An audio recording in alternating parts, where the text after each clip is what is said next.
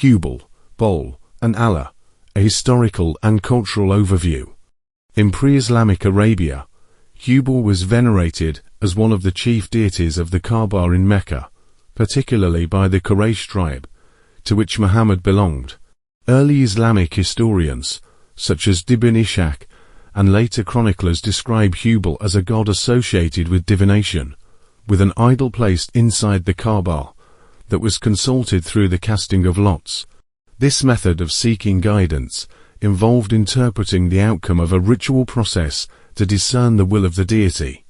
Divination, as a practice of seeking knowledge of the future or the unknown by supernatural means, was also a feature of Canaanite religion, where it was central to the cult of Baal. The Quraysh worshipped a pantheon of deities, with Habul regarded as their chief god.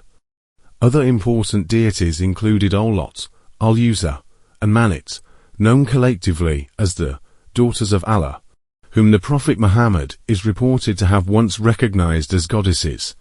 Each deity was associated with specific powers, functions, or tribal affiliations, and the Quraysh consulted them for protection, fertility, victory in war, and guidance. Al-Lat in particular was equated by ancient observers with 𝗧𝗿𝗱𝗶𝗁𝗱, a goddess worshipped primarily in northern Syria, especially in Hierapolis, and with Astarte, a prominent goddess in Canaanite and Phoenician religion, often described as the Queen of Heaven. Many scholars view 𝗧𝗿𝗱𝗶𝗁𝗱 as a later, localized form of Astarte, emerging in Arabian Syrian religion through syncretism with other fertility and mother goddesses. In pre-Islamic beliefs and tribal Arabic deities, 𝗧𝗿𝗍𝗶𝗁𝗱𝗆 writes, the Quraysh had also several idols in and around the Kaaba. The greatest of these was Habul. The Prophet Muhammad was born into the Quraysh, the dominant tribe of Mecca, before the rise of Islam. The Quraysh were polytheist pagans and part of a larger network of polytheistic Arabian tribes. They worshipped Habul as the chief god of the Kaaba, alongside numerous other deities, forming a complex pantheon central to Meccan religious life. Archaeological and linguistic evidence suggests that Habul may have originated from the north, possibly Syria or Moab, regions where the worship of Baal was widespread. Habul was not originally Arabian in origin, but appears to have been imported from the Levant, along with its cult, as part of broader cultural and religious exchange. This process of syncretism reflects how ancient Arabia absorbed and adapted deities and practices from neighboring civilizations. The name Habul may ultimately derive from Baal of the Canaanite pantheon, with some scholars suggesting it originates from the Aramaic phrase 𝗖𝗆𝗶𝗁𝗆, meaning he's Baal. This proposed connection is supported by additional evidence, notably the unusual iconographic detail that both deities were depicted with a missing or broken right hand. Such a distinctive trait strengthens the case for a direct link between the two, suggesting a shared origin or a process of religious adaptation. Baal was a major god in the ancient Amorite, Canaanite, Aramean, Moabite, and Phoenician religions. Worshipped in the Levant from at least the 2nd millennium BCE, archaeological sites such as Ugarit, modern Syria, Hazor, Israel, and Moabite altars reveal that Baal was revered as a storm and fertility god, often associated with ritual prostitution and child sacrifice. Baal worship was widespread throughout Bild al-Sham, including Syria and Moab, long before the 1st millennium CE, reflecting his central role in the religious life of the ancient Near East. This has led some scholars to suggest that Habul represents a localized Arabian form of Baal worship adapted to Meccan religious culture. Many historians, including Francis Edward Peters, Fred McGraw-Dollar, and Karen Armstrong, describe Habul as a Syrian or North Arabian import, possibly linked to Baal or Sin, the Mesopotamian moon god. Habul's role in Mecca, as a chief deity consulted for tribal and religious matters, closely mirrors Baal's importance in Canaanite religion, where Baal served as a central divine figure for fertility, weather, and divine decision-making. American academic Francis Edward Peters, who served as Professor Emeritus of History, Religion and Middle Eastern and Islamic Studies at New York University, in the book The Hajj, The Muslim Pilgrimage to Mecca and the Holy Places, wrote on page 25 some additional details on this cheiromantic deity. The most powerful of the pagan idols of Mecca is supplied by the Meccan historian as Rocky. Abraham, as we have seen, had dug a pit inside the Kaaba, and it was here that the 𝗖𝗆𝗏𝗶𝗶𝗃 set up the idol of Habul.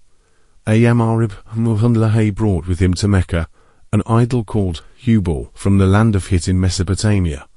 Habul was one of the Quraysh's greatest idols, so he set it up at the well inside the Kaaba and ordered the people to worship it. Has Habul depicted as Abraham the Ancient anything to do with the ancient house, as the Kaaba is often called, or, to put the question more directly, was it Habul rather than Allah who was Lord of the Kaaba? Probably not. The Quran, which makes no mention of Habul, would certainly have raised the contention. Habul was, by the Arabs' own tradition, a newcomer to both Mecca and the Kaaba, an outsider introduced by the ambitious 𝗖𝗆𝗏𝗃, and the tribal token around which the Quraysh later attempted to construct a federation with the surrounding Canaanite, whose chief deity Habul was. Habul was introduced into the Kaaba, but he never supplanted the god Allah, whose house it continued to be. Finally, among the pictures that decorated the interior of the Kaaba in pre-Islamic days, there was one, as Rocky says, of Abraham as an old man. But because the figure was shown performing divination by arrows, it seems likely that it was Habul. The suspicion is strengthened by the fact that when Muhammad finally took over the sanctuary, he permitted the picture of Jesus to remain, but had that of Abraham removed with the dry comment, "What has Abraham to do with arrows?"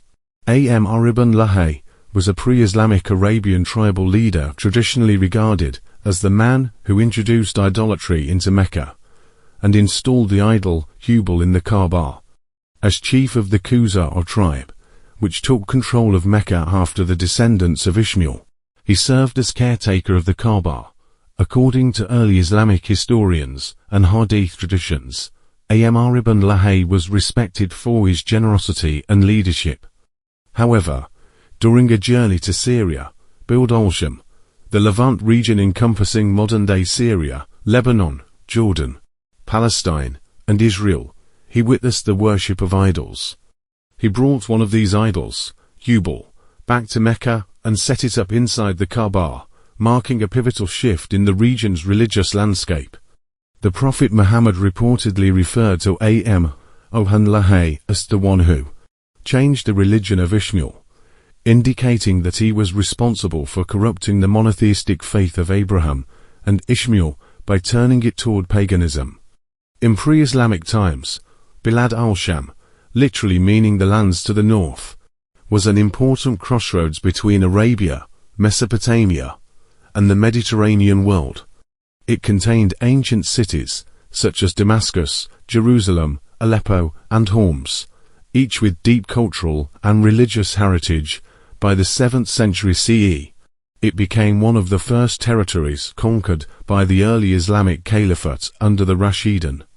Under the Umayyads, Damascus was made the capital of the Islamic world, transforming Bilad al-Sham into a political and cultural center of early Islam. Bilad al-Sham holds deep significance in Judaism, Christianity, and Islam, containing Jerusalem, a city sacred to all three faiths, and associated with many prophets including Abraham, Lot, Moses, Elijah, and Jesus. In Islamic eschatology, Bilad al-Sham is often described as a blessed land, mentioned in hadiths as a place of refuge and final struggle. Archaeological evidence shows extensive trade and cultural contact between northern Arabia and Bilad al-Sham. Nabatean inscriptions and temple remains demonstrate that northern Arabian tribes adopted deities from the Levant. Mecca itself, situated along caravan routes connecting Yemen, Arabia, and the Levant, was a natural channel for the movement of religious ideas and idols. The name Baal comes from the Northwest Semitic term for lord or master, and was a title used for several deities across Canaan and Phoenicia. In the Hebrew Bible, Baal is frequently presented as a rival to Yahweh and a symbol of idolatry, while later Jewish and Christian texts, such as Mark 3:22, associate Beelzebul, a variant of Baal-zebul, lord of the high place, with demonic forces. Over time, Baal's name evolved in Jewish and Christian literature to represent the devil or Satan, transforming a Canaanite fertility and storm god into the archetype of evil. In most Christian theological traditions, Satan and Lucifer are understood to be the same being. Early Christian writers, especially church fathers such as Origen and Augustine, began to connect Isaiah's Lucifer with Satan, interpreting Isaiah 14 as an allegory for the fall of a rebellious angel. This interpretation became widespread, reinforced by later works such as Milton's Paradise Lost. By the Middle Ages, Lucifer and Satan were treated as names for the same fallen angel. In Catholic, Protestant, and Orthodox theology, Lucifer is generally considered another name for Satan, representing his pre-fall identity as an angel of light before rebellion. Some modern biblical scholars dispute this identification, arguing that the Isaiah passage refers specifically to a human king of Babylon, and that Lucifer is a poetic metaphor rather than a personal name for Satan. In Jewish mysticism, particularly in Kabbalah and later Jewish tradition, Samuel, the angel of death, is often identified with Satan. In Lurianic Kabbalah, the school of Jewish mysticism developed by Isaac Luria, Samuel is regarded as a fallen angel and the partner of Lilith. Pre-Islamic Arabian religion was strongly astral, with the sun, moon, and 5 visible planets personified as deities. Unlike the Mesopotamian pattern, where the sun was masculine and the moon feminine, the Arabs viewed the moon as male and the sun as female. The moon was associated with wisdom, timing, and protection, while the sun represented vitality and fertility. Venus, as both the morning and evening star, symbolized beauty and love, embodied by goddesses such as 𝗧𝗿𝗱𝗏, and Mant. This male lunar and female solar duality shaped the pre-Islamic Arabian understanding of divine hierarchy, influencing the structure of their pantheon and religious practice. Several Islamic historians record that Habul's idol was made of red agate, brought from the region of Syria or Mesopotamia, and placed within the Kaaba. Rituals associated with it, such as circumambulation, head shaving, and kissing the black stone, persisted into early Islamic practice, though reinterpreted within a monotheistic framework. Western scholars including Francis Edward Peters, Fred McGraw-Donner, and Karen Armstrong have noted this continuity, suggesting that the transformation from Habul worship to Islam reflects a broader process of cultural and religious syncretism rather than a simple replacement of one religion by another. A famous episode from Ibn Ishaq Sirot Rasul Allah recounts that Muhammad's grandfather, Abd al-Muttalib, vowed to sacrifice one of his sons to Allah if blessed with 10 sons. When the time came, he went to the idol, Habul in the Kaaba, to cast lots to determine which son should be offered. This narrative indicates that pre-Islamic Meccans could invoke the name Allah, meaning the God or the highest God, while worshipping before Habul's idol. In this context, Allah represented the supreme aspect of a pantheon rather than a distinct monotheistic deity. Linguistic studies have noted the Quranic title Al-Qamad, Quran 112-2, Allahu-Qamad, a term whose origin remains uncertain. Some Semitic scholars, including Franz Rosenthal, have compared it with Ugaritic references to Baal-Demod, Lord of Qamad, suggesting a possible ancient Semitic resonance, if correct. This connection could indicate the survival of older Near Eastern religious terminology within early Islamic theology, although direct linguistic continuity has not been definitively proven. Taken together, these cultural, linguistic, and ritual continuities illustrate how Arabian religion evolved through stages of syncretism, from polytheism under deities such as Habul, to henotheism centered on Allah, and finally to strict monotheism under Islam, if Habul was indeed the Canaanite, Amorite Baal. This transformation mirrors a similar pattern within Judaism, where the Canaanite god El was absorbed into Yahweh, and Baal himself was integrated through religious syncretism. In the same way, Habul, as a local form of Baal, may have been incorporated into the conception of Allah. Some scholars argue that Habul and Allah were once identified or closely intertwined, while others maintain they were distinct but coexisting figures within the pre-Islamic pantheon.